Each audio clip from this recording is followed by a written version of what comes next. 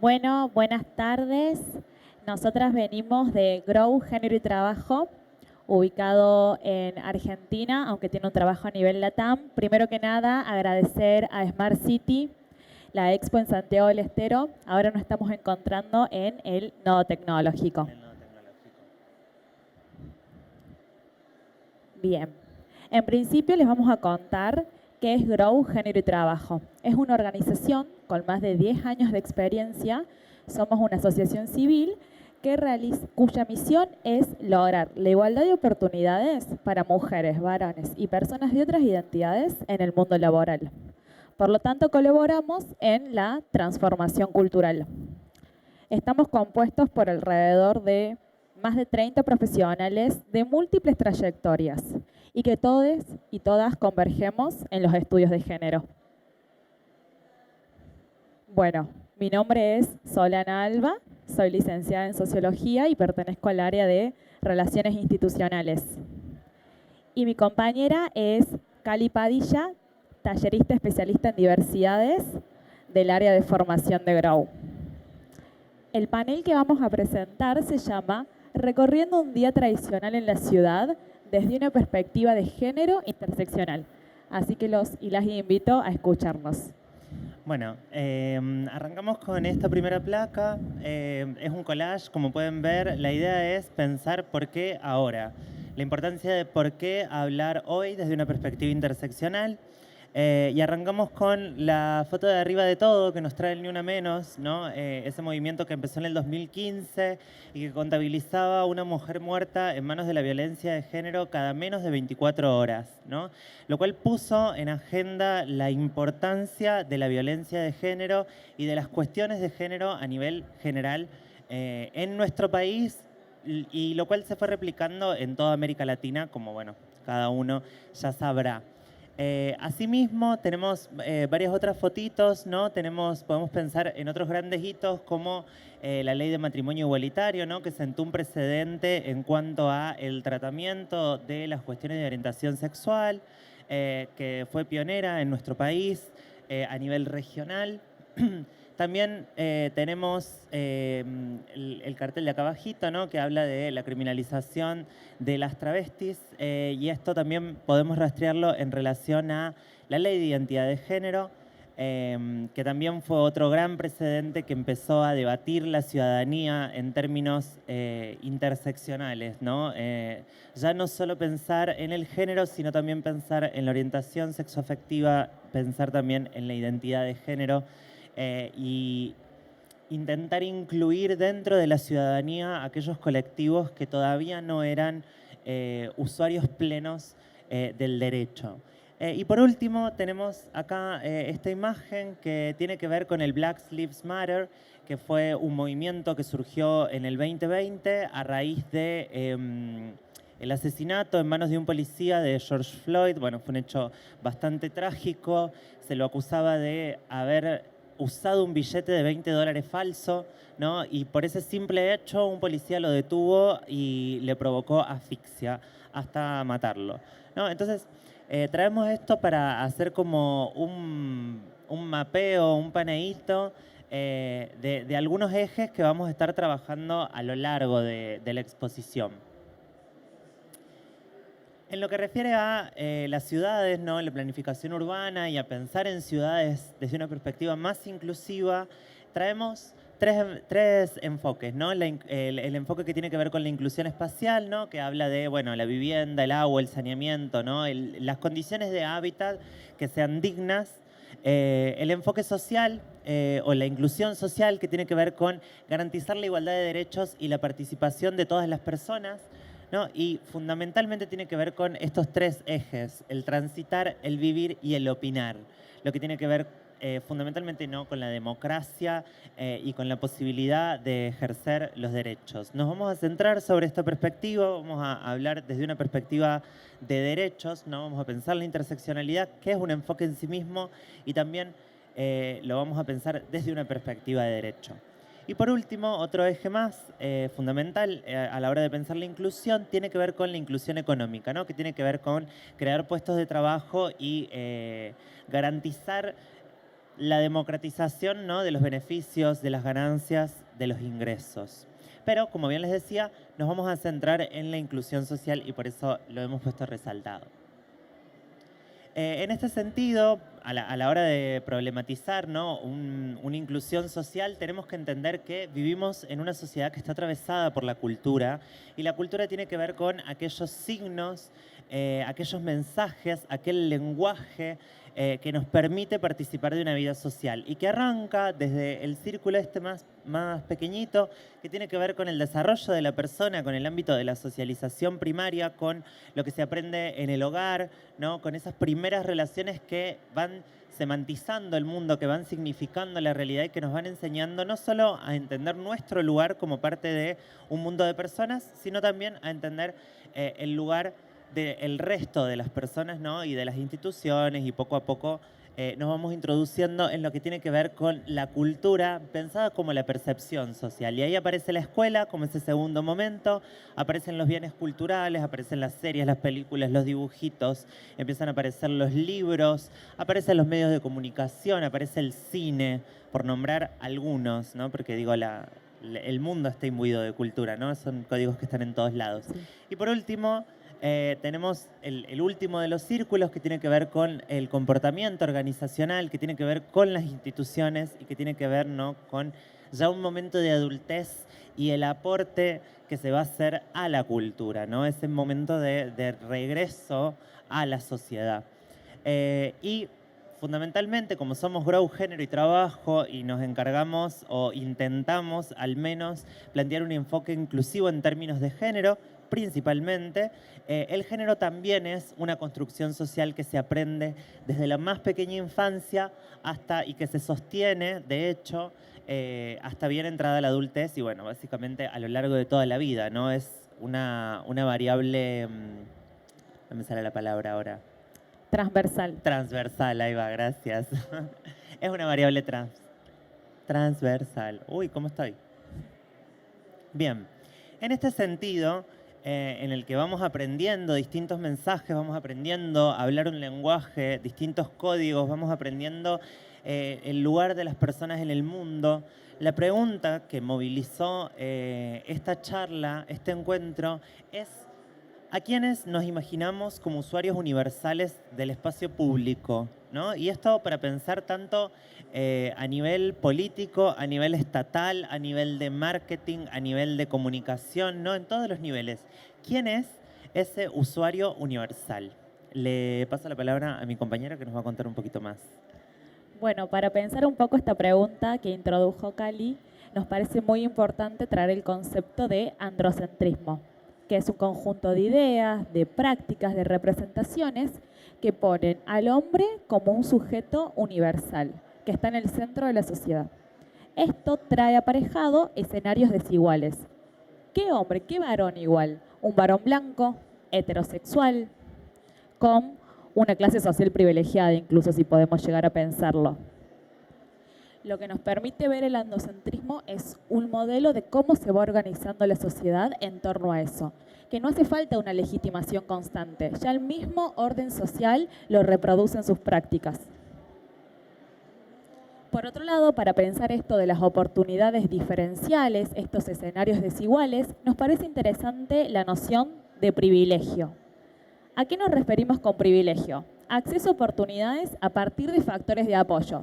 Voy a traer un par de frases para volverlo más representativo.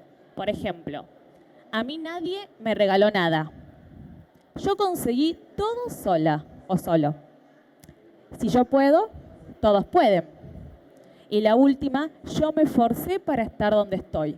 Con esto no queremos ir contra la idea del esfuerzo, sino más bien reconocer el contexto en el cual está situado, cuáles son los factores de apoyo para poder hablar en términos de privilegio. Es un ejercicio muy difícil que uno mismo lo pueda ver, por eso necesitamos la perspectiva de otro o de otra. Y también es importante pensarlo situado. Y cuando decimos situado, por ejemplo, un hombre de 50 años en un espacio de oficina es una persona en un lugar de privilegio. Trae tal vez nociones aparejadas al respeto, por ejemplo, a la jerarquía. No obstante, un hombre de 50 años en un boliche trae aparejados otros significantes, como cansancio, que tal vez no baila tanto. Entonces eso nos permite ver cómo va cambiando este privilegio en función del entorno social o del entorno donde se sitúa.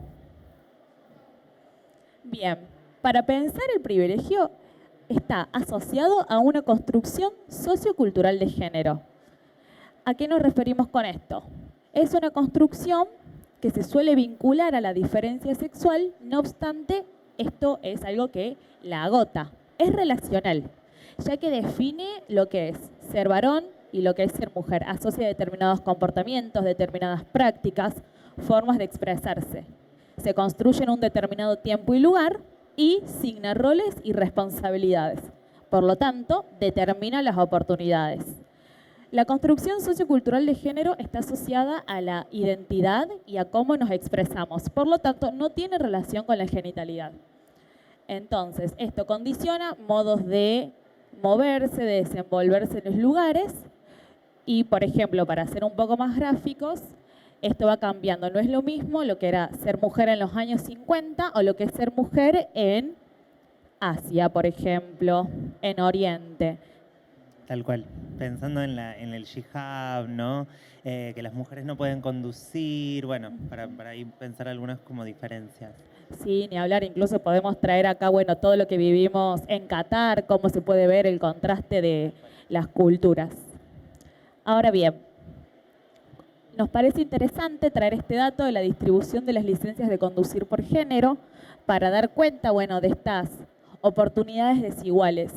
En todos estos gráficos podemos ver que los varones tienen un 71% en caso de Buenos Aires de licencias frente a un 28%, teniendo una brecha porcentual de casi el 50%. Y lo mismo se replica en los distintos países de América Latina: Costa Rica, Chile, Colombia, Ecuador, Montevideo. ¿A qué nos referimos con esto o qué es lo que nos llama la atención de este dato? Que si bien hay tal vez una falta de incentivo, por ejemplo, para que las mujeres puedan conducir, hay mucha violencia también al momento de manejar. Eso nos parece que son como, bueno, dos factores. Por lo tanto, sitúa a las mujeres en una situación en la que podés acceder a un taxi, a un Uber, por ejemplo, un Cabify, pero si no, un colectivo o caminar, siendo que incluso la vía pública es el espacio más hostil.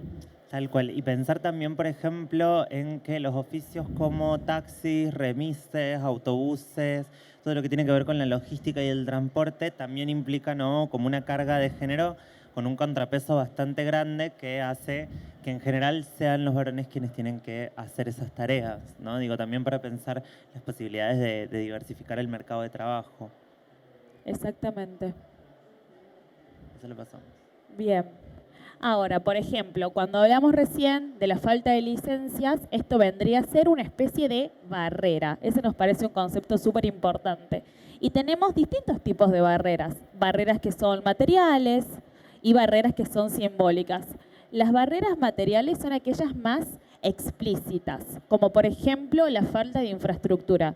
Y podemos pensar la falta de infraestructura desde la falta de una rampa, por ejemplo, o también podemos pensar la falta de infraestructura desde en una fábrica, por ejemplo, que haya solamente vestuarios para varones. Eso nos da a entender, bueno, ciertas barreras materiales. Y después tenemos las barreras simbólicas. Y lo simbólico es el chiste, el comentario, el sesgo que te encasilla en determinados lugares y por lo tanto te sitúa para determinadas tareas. Entonces, acá hablamos de una feminización o masculinización de ciertos oficios, como las mujeres suelen ser secretarias y los varones suelen ser obreros de fábrica, como para dar un ejemplo. Tal cual, y de hecho es en esas empresas, por ejemplo, las más masculinizadas, donde empiezan a incluir mujeres, ¿no? Y de pronto aparece este problema de se pasa media hora para ir al baño, claro, porque se tiene que cruzar toda la planta para poder ir a las oficinas donde hay un baño, ¿no? Digo, hay otras películas también como Historias de Vidas que retratan muy bien eso, pero bueno. Sí, incluso por ejemplo, como para dar más ejemplos, ¿no? Cuando el mameluco Un mameluco que sea un traje que no se pueda desprender abajo es muy complicado para ir al baño. Y son los principales trajes que hay en los lugares de construcción. Bueno, acá tenemos otro ejemplo más, como veníamos mostrando recién. Entonces, si no tenés una licencia, si no podés subir a un Uber, a un Cabify o un taxi, ¿qué queda? Un transporte público.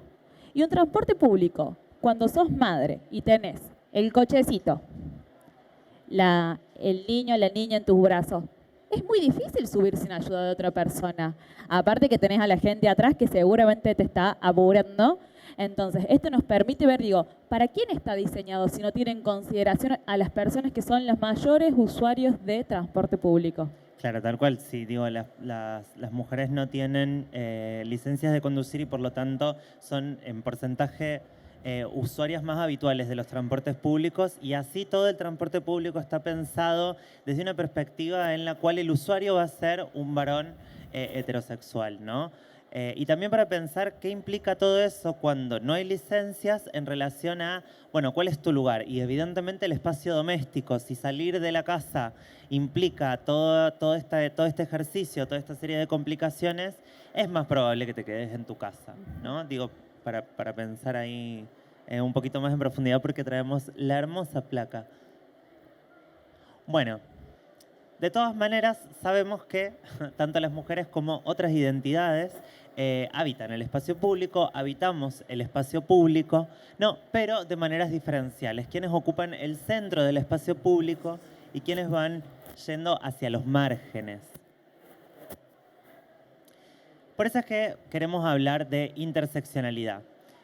Porque hasta ahora estuvimos viendo un poco que tenía que ver con el privilegio, ¿no? Como con este sesgo inconsciente de asumir. Es como cuando preguntás en un aula, pedís que te dibujen a Dios y seguramente te dibujen a un señor mayor con barba, ¿no? Y nadie se pregunta, digo, es muy irónica la película con Jim Carrey y Morgan Freeman, porque nadie hubiese pensado que una persona racializada podía ser Dios, ¿no? Bueno, lo mismo nos pasa con el usuario del espacio urbano, ¿no? No nos pasa que nos imaginamos a, no sé, una persona con discapacidad, no nos imaginamos a una persona con sobrepeso, ¿no? Una persona gorda, ¿no? ¿Qué pasa con el diseño de las paradas de colectivos, de los asientos de autobús, ¿no? Todas esas cositas. Bueno, la idea es que veamos qué tienen todas esas otras identidades que no son este hombre blanco heterosexual para decirnos respecto de la planificación urbana. Perdón. No dije nada de interseccionalidad. Me copé haciendo el recuento y me olvidé de la interseccionalidad. Y para eso traemos la interseccionalidad, para poder sumar todas esas perspectivas.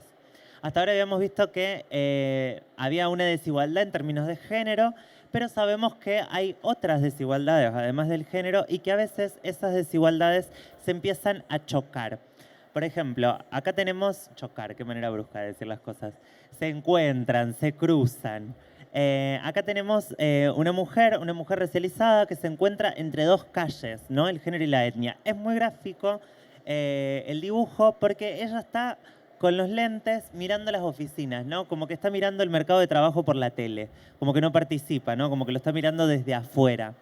Y en ese sentido es que traemos la intersección para pensar cómo algunas desigualdades se profundizan y eso tiene un impacto en el acceso al trabajo y también en el sostenimiento del mismo trabajo. Ya vamos a ir viendo cómo eso se va desagregando, ¿no? y qué implicaciones tiene también. Y esas desigualdades se producen porque hay mecanismos grandes. Esos mecanismos de desigualdad son tanto el sexismo como el colonialismo como el racismo. Podríamos nombrar un par más, pero elegimos estos tres como grandes focos y decimos que están interrelacionados, ¿no? Son todos importantes, pero están todos interrelacionados. El sexismo se relaciona con el colonialismo, puesto que ha sido establecido durante la colonia, ¿no? Esa división tan clara respecto de los géneros en relación a el sexo o la definición de sexo biológico se estableció a partir de la llegada de los españoles. Antes tenía que ver más con una cuestión de funciones sociales y el racismo también, porque estos tres sistemas vienen a traer las distintas estratificaciones de trabajo que tenemos, ¿no? Cómo el trabajo doméstico no remunerado tiene que ver con el sexismo, ¿no? El trabajo de producción de manufacturas que hacemos en América Latina y que se le agrega valor a esos productos en el primer mundo tiene que ver con el colonialismo y todo el régimen de esclavitud que permitió la acumulación originaria o la acumulación de capitales que permitieron que se conformaran los grandes grupos de capital tienen que ver sin dudas con el racismo.